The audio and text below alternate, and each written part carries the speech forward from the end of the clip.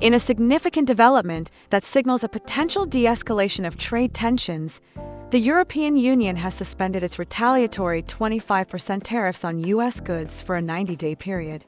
This move follows a notable shift from the U.S. administration, which has also put a pause on its highest tariffs.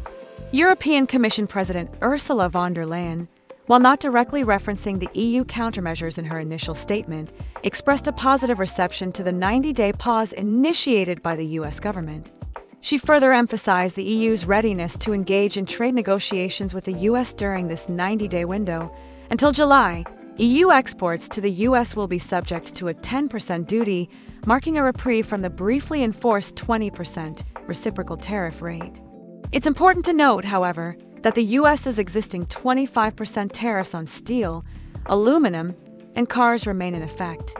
This recent series of events is rooted in the EU's decision last Wednesday, when member states almost unanimously voted to impose 25% tariffs on €21 billion worth of U.S. agricultural and industrial products. This action was a direct response to the U.S.'s steel and aluminum tariffs, initially announced in February. Von der Leyen also reasserted the EU's interest in negotiating a tariff-free agreement encompassing cars and industrial goods. This proposal gained further attention following public support for zero tariffs between Europe and the U.S. from Elon Musk, a prominent business figure, over the previous weekend. This 90-day pause could potentially indicate a more cooperative path forward, but the lingering steel and aluminum tariffs are still a factor to consider in the overall trade relationship between these two economies.